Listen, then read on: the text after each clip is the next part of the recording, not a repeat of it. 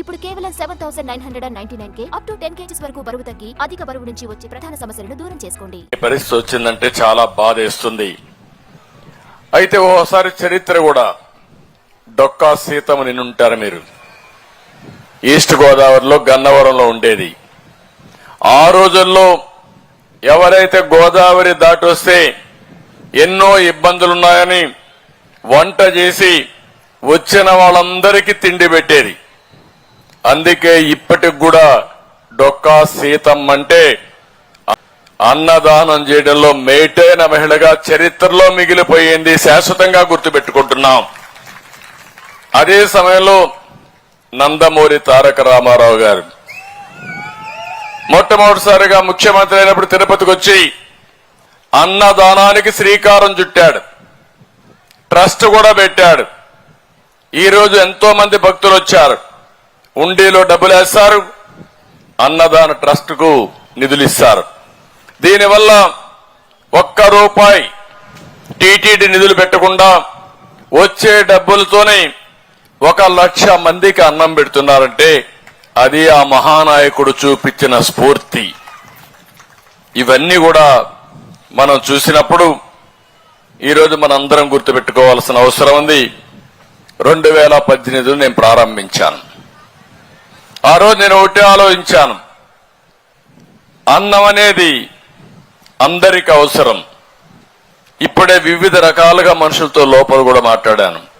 ఒక auto driver, ఒక push cart తోలుకునే వ్యక్తి, ఒక బట్టలు అమ్ముకోవడానికి ఊరూరు తిరిగే వ్యక్తి, లేకపోతే చెప్పులు కుట్టుకునే వ్యక్తి, రోడ్డు మీద చెప్పులు కుట్టుకుంటూ బ్రతికే వ్యక్తి, లేకపోతే ఎక్కడనో షాపుల్లో పనిచేసి అరాకొరా జీతంతో జీవితం సాగించే వ్యక్తులందరినీ కూడా నేను విన్నాను. ఇక్కడ కూడా మీరు చూశారు. అవన్నీ చూసిన తర్వాత వాళ్ళల్లో ఒక ఆనందం ఉంది.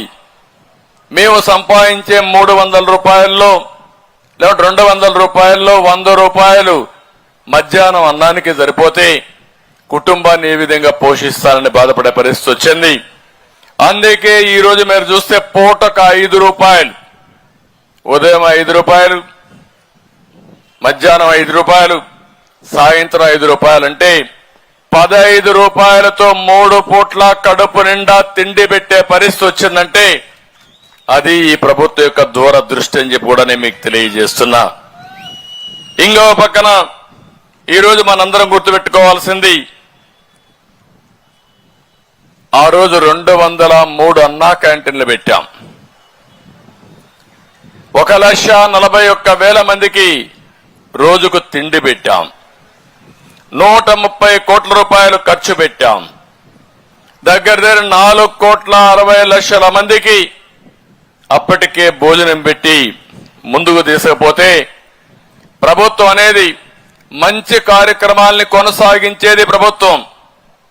కానీ ఆనాటి ప్రభుత్వం యొక్క విధ్వంస కార్యక్రమాల్లో అన్నా క్యాంటీన్ కూడా బలైపోయే పరిస్థితి వచ్చింది. నాకు ఎన్నోసార్లు చెప్పాం, ఎందుకు మీకు ఇంత కోపం అన్నా క్యాంటీన్ పైన?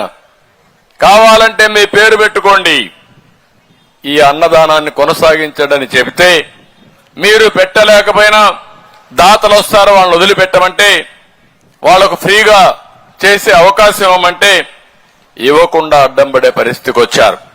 కడాన ఏ పరిస్థితికి పోయారంటే చాలా ప్రదేశాల్లో రాజకీయ నాయకులు స్వచ్ఛంద సంస్థల ముందుకొచ్చి అన్నా క్యాంటీన్ ద్వారా ₹5కే భోజనం పెట్టాలనే పరిస్థితి, దానికి అడ్డం పడిపోయి చాలా దుర్మార్గంగా ప్రవర్తించారు.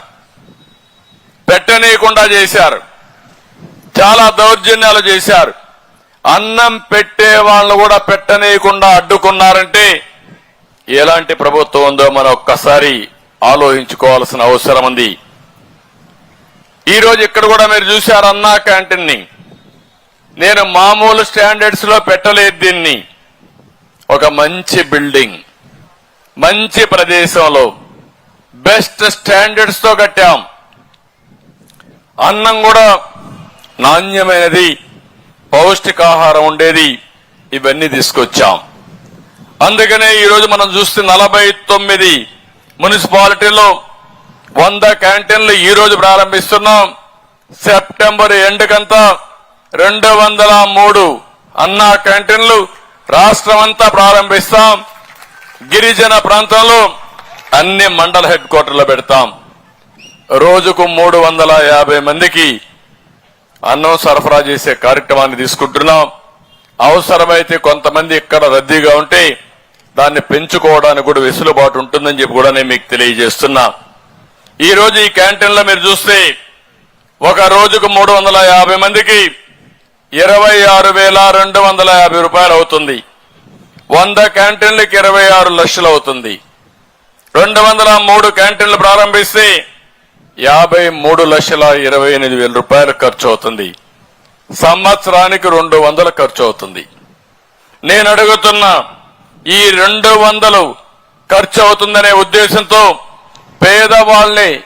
పేదవాళ్ల పొట్టగొట్టింది గత ప్రభుత్వం. అన్నా క్యాంటీన్ పెత్తందారి అని అడుగుతున్నా మిమ్మల్ని.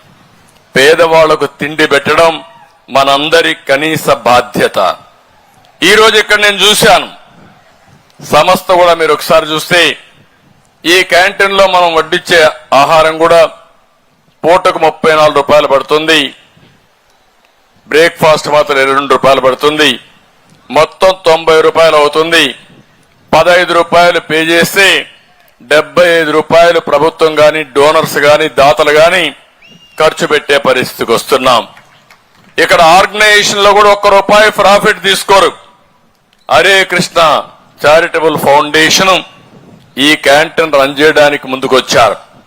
ఈరోజు దేశంలో రోజుకు 23 లక్షల మందికి అన్నదానం చేసే ఏకైక సంస్థ ప్రపంచంలో హరే కృష్ణ చారిటబుల్ ఫౌండేషన్ అక్షయ పాత్ర. ఎక్కడా ఇంత పెద్ద వ్యవస్థ లేదు. దగ్గర మీరు ఒకసారి చూస్తే దీనికోసం 11 సెంట్రల్ కిచెన్స్ పెట్టారు. ఆధునికమైన ఎక్విప్మెంట్ పెట్టారు. అక్కడ కూడా పరిశుభ్రంగా తయారు చేసి ఇవన్నీ సరఫరా చేసే పరిస్థితికి వచ్చారు. ఇక్కడ చాలా మందిని చూస్తున్నాను, వాళ్ళ మనస్ఫూర్తిగా అభినందిస్తున్నా.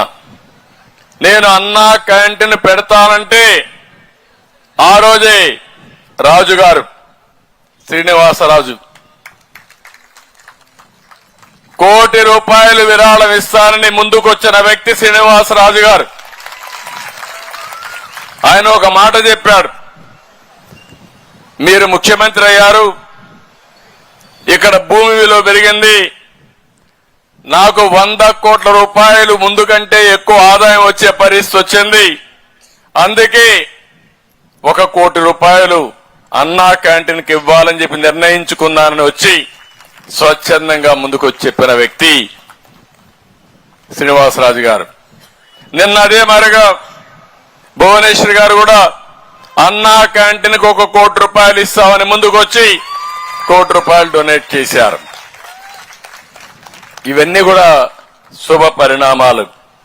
నేను ఒకటే మిమ్మల్ని అందరినీ కోరుతున్నా, అన్ని దానాల కంటే అన్నదానం ఒక పవిత్రమైనది, ఒక మంచి పుణ్య కార్యక్రమం. నేను ఒకటి ఆలోచించేది, ప్రభుత్వం పెట్టగలుగుతాం, వేల లక్షల కోట్ల రూపాయలు ఖర్చు పెడుతున్నాం, అన్నా క్యాంటీన్ పెట్టగలుగుతాం. కానీ నా ఆలోచన ఈరోజు మీ దగ్గర నుంచే స్వచ్ఛందంగా సేవాభావంతో పనిచేసే దాతల ముందుకు రావాల్సిన అవసరం ఉంది. ఈరోజు డబ్బులు సంపాదించడం ముఖ్యం, సంపాదించే డబ్బుల్ని సద్వినియోగం చేయడం కూడా అంతే ముఖ్యం.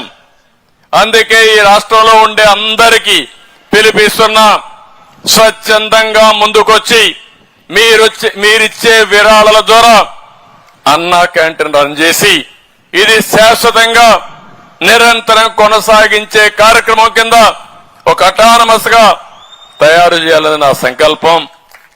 ఇది ఎప్పటికీ జరగాలి, దానికి మనం శ్రీకారం చుడదాం. మీ ఇంట్లో మీకెవరికైనా పెళ్లి జరిగినా కొంచెం ఖర్చు తగ్గించుకోండి, అన్నా క్యాంటీన్కి ఇవ్వండి, ఒక క్యాంటీన్కి ఇవ్వండి, లేకపోతే రాష్ట్రం అంతా పెట్టండి, లేకపోతే మీ జిల్లాలో పెట్టండి, లేదు 1,00,000, 2 లక్షలు, 3 లక్షలు విరాళాలు ఇవ్వండి. కానీ ఇది చనిపోయిన తర్వాత కూడా ఇప్పుడు కూడా మీకు మంచి జరుగుతుంది, 10 రూపాయలు మంచి కార్యక్రమానికి ఖర్చు పెడితే భగవంతుడు 100 రూపాయలు సంపాదించే మార్గం మీకు చూపిస్తాడు, ఆశీస్సులు ఇస్తాడని చెప్పి కూడా నేను మీకు తెలియజేస్తున్నా.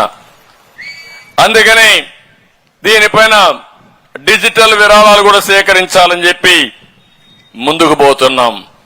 దానికి కూడా శ్రీకారం చుడతాం.